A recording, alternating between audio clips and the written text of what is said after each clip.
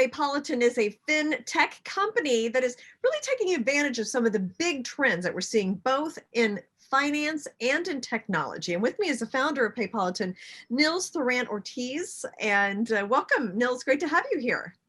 Thank you, Jane, for inviting me. So interesting that your background is a lawyer, but you somehow got involved in blockchain. So explain how all of that happened. Well, actually, I popped into blockchain by accident. That was back in January 2012, almost 9 years ago. My associate at that time, we had a venture. It was a bit like a French Craigslist. He said, "Hey, Niels, we have to buy Bitcoin." And I said, "Bit what?" And I never heard about Bitcoin in January 2012. I said, "Yeah, I have a seat. I explain it to you." He explained it to me. And I told him, "I'm sorry, but that sounds a bit shady to me. I didn't get it really. So I have $50 here. I pay you lunch." My associate at that time, he took the $50 and bought Bitcoin. That was what BTC was $6 at that time, which he sold in November 17. So you made a very nice return on investment. Oh yeah, that was when we hit our last record high. Was late 2017. But at least we had a good lunch on my expenses, and it stayed on my mind. So I kept an eye on that, and then over the years, I own a telecommunications operator in France that is doing micropayments, so premium rate numbers and SMS for TV channels, and I'm pretty much involved with payment solutions for those customers. And then I had a closer look later at blockchain technology.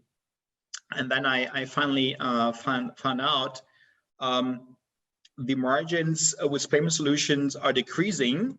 You make less and less money because others, they wanna have more profit.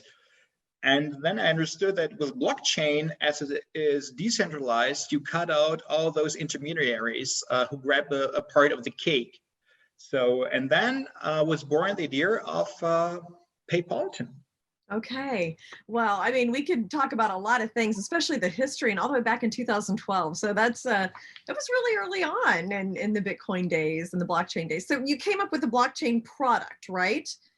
So tell me about that. Why did you finally decide to have the product? At the beginning, we looked, so what can blockchain do to us? Maybe 4 years ago, the first projects popped up with crypto payments, but honestly, that's a niche market. Who is using crypto to buy something? Did you ever buy something with crypto? No. I don't think so. Yeah. I did it maybe 3 times, and it's really, you have to really want to do it. If you don't have the willingness, you simply will fail. Yeah. Said, okay, this is rather niche market, but this decentralized technology, that is something that is increasing security. And then I had the idea, okay, why do we simply adopt this blockchain technology to traditional transactions, payments with money? And this is how we developed Paypolitan. So how does it work? It works a bit like an Apple Pay. It's an application. Instead of putting your credit card, you put your bank account number. And then with the bank account number, when you want to pay in the supermarket with your smartphone, so you take the smartphone and the phone is a chip called the NFC chip. You put it close to the payment terminal and it's communicating with the terminal. So if you want to pay at a grocery store $15, it says, "Hey, Jane, you pay $15. And then we go into your bank account through open banking APIs. And then we check, do you have $15 to pay the grocery store? And if so, we block this $15 and it goes into as a smart contract into the blockchain, and we initialize the payment from your existing bank account to the merchant's bank account. So that is, it looks very easy, but it adds a security layer that is simply tremendous. Now, what is the open banking part of this? Can you explain that? Yeah, open banking is a very nice thing in Europe. It's based on the so-called PSD2 directive. That's a European directive. European directive is a European law done by the European Union that is valid in all the member states. A part of Europe, we have open banking policies in different countries, like many Asian countries do have that, Australia, New Zealand, the Emirates. That means as a fintech, you can access users' existing bank accounts and proceed to transactions. Now, would you say this is a B2C, like a business to consumer, or a business to business play, or both? So we have two approaches. Of course, the product itself, it's B2C. So it's for the end customer, for the consumer.